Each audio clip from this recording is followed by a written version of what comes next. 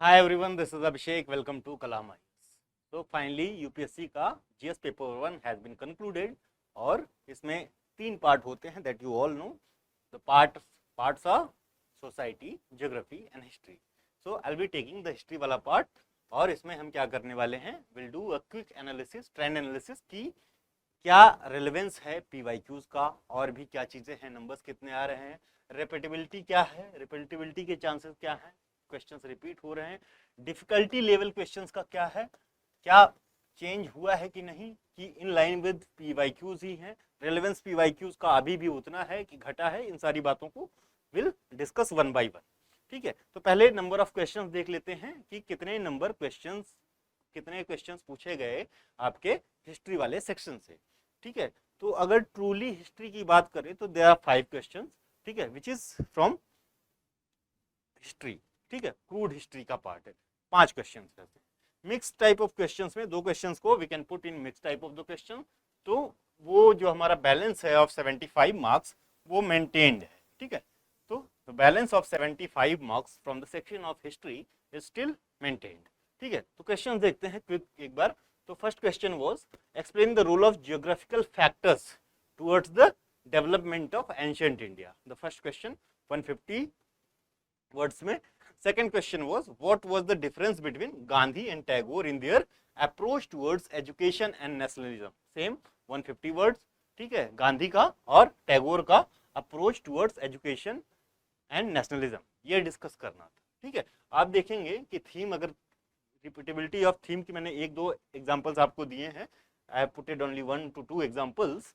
ठीक है, तो आप देखोगे कि in 2016 there was a question that highlight the differences in the approach of Subhash Chandra Bose and Gandhi in the struggle for freedom movement. ठीक है, struggle in freedom movement, struggle for freedom movement 2016 में this question was asked. ठीक है, तो lines तो similar हैं, theme same है, but क्या चेंज हुआ है, बस आपका कंटेंट चेंज हुआ है। ठीक है, तो PYQs are still of utmost importance. ठीक है, रिलेवेंस। ठीक है, तो पीवाईक्यूज को हम इग्नोर नहीं कर सकते हैं, at least those who are going to attempt 2024 pre and mains, उनके लिए PYQs are of utmost importance. ठीक है, तो पीवाईक्यूज को हम स्किप नहीं कर सकते हैं। दूसरा question, throwing light on the significance of the thoughts of the Gandhi in the present time. ठीक है, तो ये भी 2018 में पूछा गया। तो वही बात कर रहे हैं कि थीम्स रिपीट होती हैं या नहीं, तो डेफिनेटली थीम्स रिपीट होती हैं। ठीक है, अभी तीसरा क्वेश्चन बात करें तो these are the 2 questions. This is the third question आज in UPSC GS paper 1 of mains 2023। ठीक है, टोटल ये 150 वर्ड्स वाले 3 क्वेश्चन हैं और 3 क्वेश्चन जो हैं 250 वर्ड्स वाले हैं। तो आखिरी क्वेश्चन कौन सा है, कुछ लोग इसको किस में काउंट कर रहे हैं, तो वर्ल्ड हिस्ट्री में काउंट कर रहे हैं। ठीक है, वर्ल्ड हिस्ट्री में काउंट कर रहे हैं, but it's not a truly world histories question. इसमें बिट पोर्शन ऑफ जियोग्राफी, यानी आपका कौन सा ज्योग्राफी, रिसोर्सेज का थोड़ा सा पार्ट और थोड़ा सा वर्ल्ड हिस्ट्री का पार्ट कंबाइंड है। वर्ल्ड हिस्ट्री का क्वेश्चन ये कैसे बनता है, द की टर्म इंट्रोडक्शन। ठीक है, ये इसको हिस्ट्री की तरफ थोड़ा सा मोड़ देता है।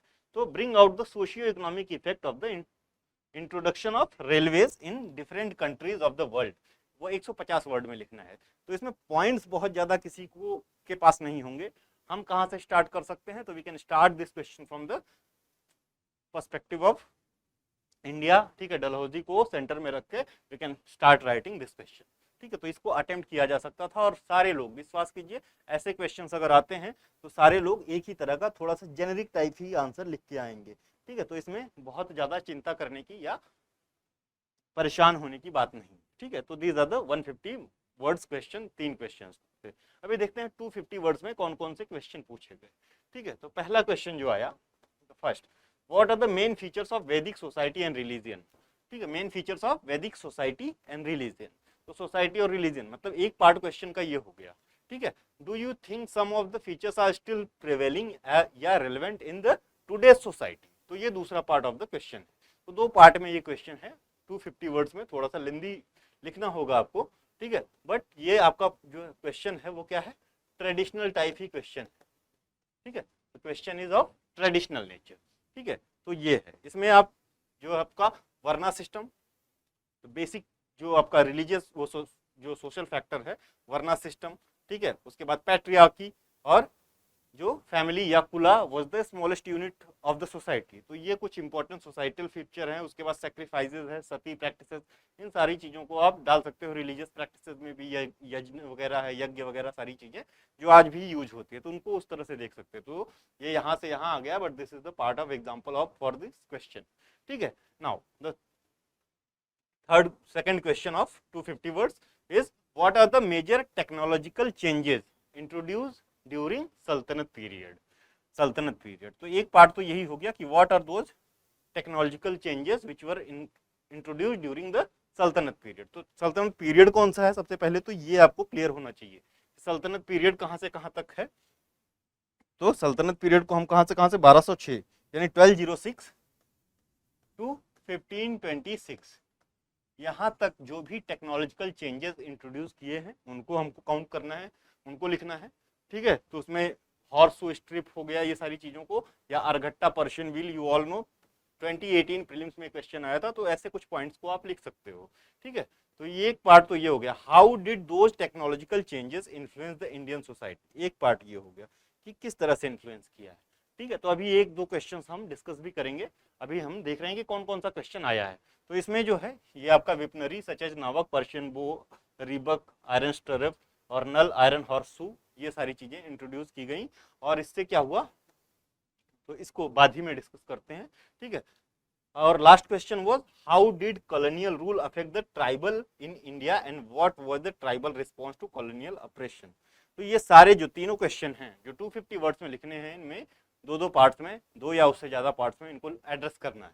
ठीक है, तो कॉलोनियल रूल कैसे ट्राइबल को अफेक्ट किया इन इंडिया, ठीक है, तो उसकी बात करेंगे। तो उसमें रोल ऑफ मिशनरीज, एजुकेशन, ठीक है, जमींदारी सिस्टम और भी operation practices, railway etcetera quote कर सकते हैं। ठीक है, तो एक पॉइंट तो वो हो जाएगा। और वो जो इंट्रोड्यूस किए गए चेंजेस, ठीक है, उनके खिलाफ ट्राइबल्स का, अगेंस्ट दो changes how the tribal people reacted.